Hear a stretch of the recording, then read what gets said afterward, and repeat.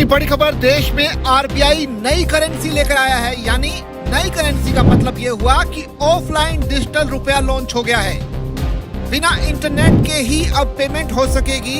है कि इंडिया में डिजिटल करेंसी, जी हाँ, डिजिटल करेंसी लॉन्च हुई है। अगर इंडिया ने अगर ये स्टेप जो सा ले लिया है तो ये उनके लिए बहुत अच्छा होने वाला है, जिसका फायदा इंडिया को ये होने जा रहा है कि वहाँ पे करप्शन रेट बिल्कुल कम हो जाएगा। क्या वजह है कि वो इतनी तेजी से ग्रो कर रहे हैं? क्योंकि वो आईटी की फील्ड को समझते हैं। मैंने एक रिसर्च पढ़ी है, उस रिसर्च में लिखा हुआ है कि 2040 या 2050 के बीच में India will be the next super power. सबसे बड़ी दुनिया की मईशत होगी चाइना के बाद सेकंड नंबर पे इंडिया। आज के दौर में जेब के अंदर पैसा रख के ट्रैवल करना, शॉपिंग करना रिस्की है कि सेव है?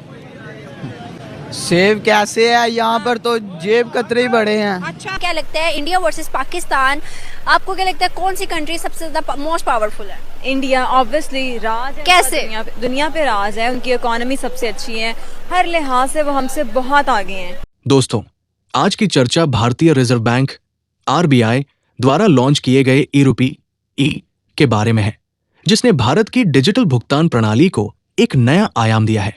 इस इलेक्ट्रॉनिक रुपए की सबसे बड़ी खासियत यह है कि इससे बिना नेटवर्क के भी भुगतान किया जा सकता है।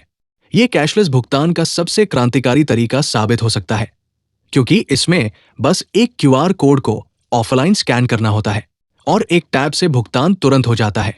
भारतीय रुपए का यह इलेक्ट्रॉनिक संस्करण वाकई अद्भुत है और इसने अमेरिका, पाकिस्तान और पाकिस्तानी मीडिया के लोगों को हैरान कर दिया है। दोस्तों, रिजर्व बैंक ने ई-रुपी लॉन्च कर दिया है। अभी हम जो करेंसी नोट यूज करते हैं उसकी जगह पर ये काम करेगा। UPI and this CBDC. You see, any UPI transaction involves the intermediation of the bank. In CBDC, just as paper currency, you go to a bank, let us say you are drawing some 1,000 rupees currency notes. You draw 1,000 rupees, keep it in your purse, you go to a shop, you have to pay 500 rupees, you take out 500 rupees and pay. Here also, you will draw the digital currency and keep it in your wallet, which will be basically your mobile phone. And when you go and make a payment in a shop or to another individual, it will move from your wallet to his wallet. There is no routing or there is no intermediation of the bank. RBI जो रुपी bank digital currency है वो निकाल रही है। It is a form of central bank digital currency और इसको RBI की मान्यता मिल गई है।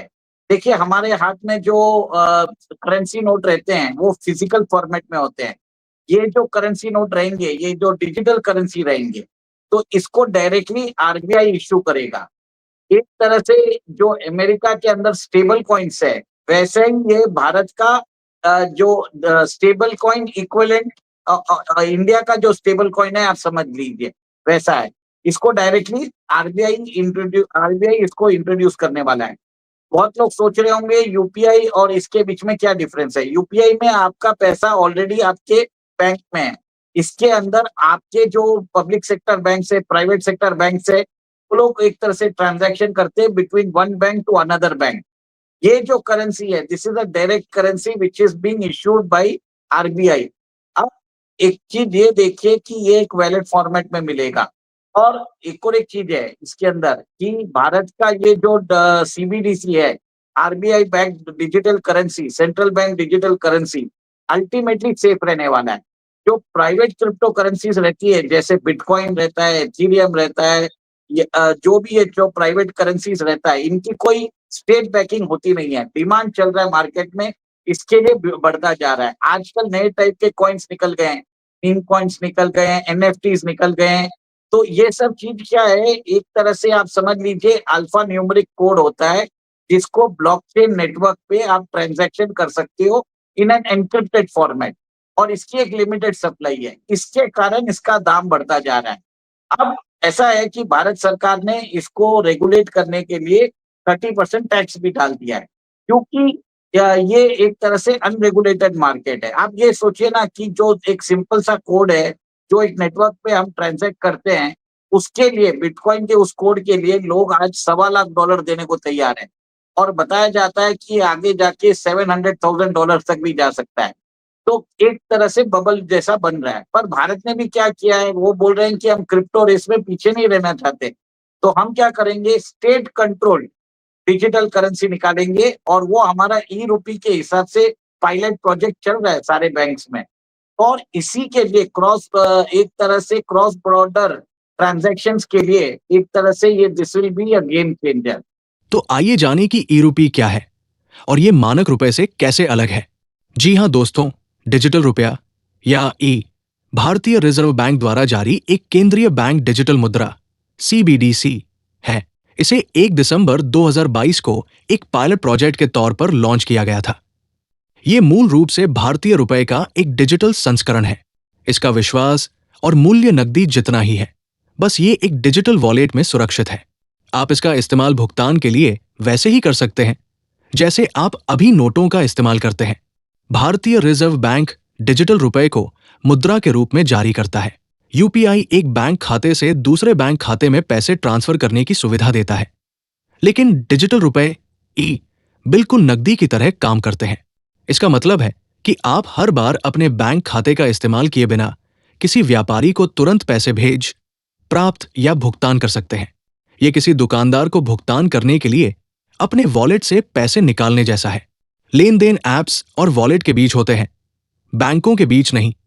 डिजिटल रुपए का इस्तेमाल करने के लिए आपको इंटरनेट एक्सेस की जरूरत नहीं है, लेकिन आपको किसी टेलीकॉम कंपनी के नेटवर्क की जरूरत है।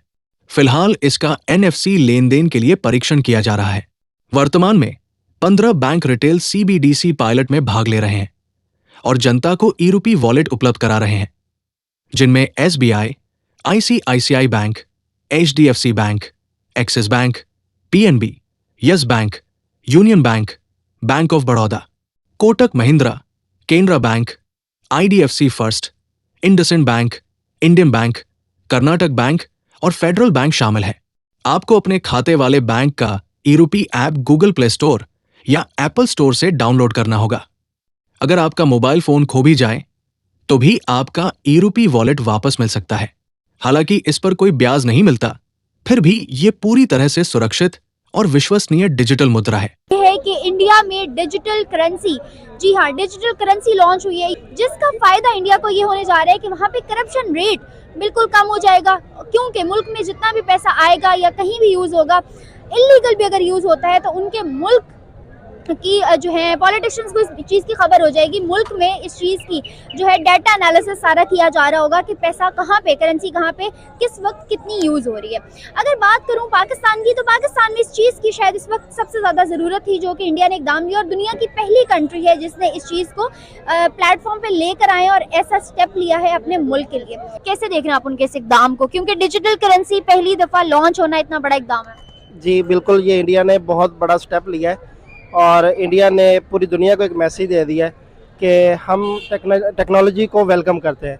और पाकिस्तान सर, वो वेलकम तो वो बहुत पहले कर चुके हैं। जी, ऑलमोस्ट उनको तकरीबन 1.5 साल हो गया। उन्होंने 30% चार्जेस के साथ क्रिप्टो को लीगल किया है, और ना सिर्फ लीगल किया है बल्कि उन्होंने अपनी डिफरेंट एक्सचेंजेस भी दी हैं। तो पाकिस्तान में अभी ब्लॉकचेन का भी कंसेप्ट नहीं है और इसके साथ साथ क्रिप्टो को भी पाकिस्तान में लीगल करने का। सर, कॉन्सेप्ट तब आता है जब इन्फॉर्मेशन आती है, यहाँ इन्फॉर्मेशन ही नहीं आई अभी तक। कॉन्सेप्ट तो बहुत आगे की बात करें आप। बिल्कुल, पाकिस्तान में अभी तक इन्फॉर्मेशन का दूर दूर तक कोई नाम निशान नहीं है।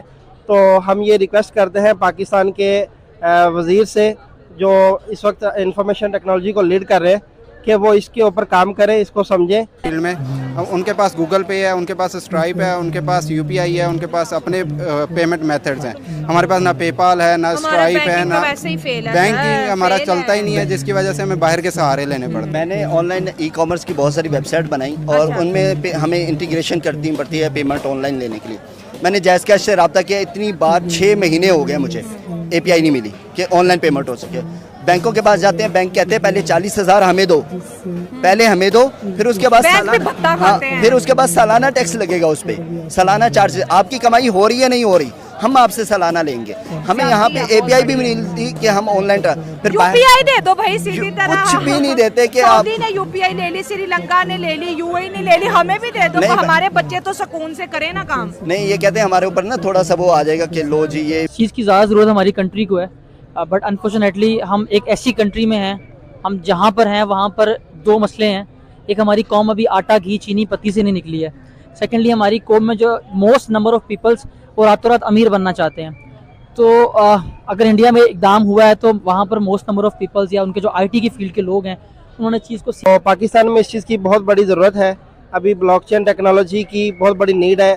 यूएस और अमेरिका की एक एसेंचर की रिपोर्ट के मुताबिक बताने जा रहा हूँ कि यूएस और अमेरिका में 90% बैंक्स जो है वो अपनी पेमेंट्स के लेन देन ब्लॉकचेन के जरिए करते हैं, जिससे उनको अच्छी सर्विसेज मिल रही है। क्या वजह है कि वो इतनी तेजी से ग्रो कर रहे हैं? ग्रो कर रहे हैं क्योंकि वो आईटी की फील्ड को समझते हैं। उनका सिंपल डाटा आप जाते हैं, उनका कोई पीटीएम करके एक ऐसा ऐप है, आप कैप में बैठते हो पेटीएम करके कुछ भी आप इस तरह एक नॉर्मल ऐप दिया मैंने, वो कुछ भी बाय करने जाते हैं उसको यूज करते हैं। हमारे यहाँ अभी मैं यहाँ आया हूँ, अपनी बात बताऊंगा, मेरे पास कैश नहीं है, मैं बाय नहीं करता। क्यों? हम कार्ड यूजर हैं, पर यहाँ पे भी कैश लेना पड़ेगा। पहले बैंक जाएंगे, कैश विड्रॉ करेंगे।